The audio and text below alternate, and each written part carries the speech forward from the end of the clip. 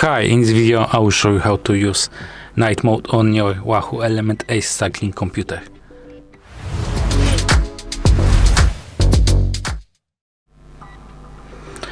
To switch to a dark mode, first thing you need to do is to open settings by pressing button on the left side.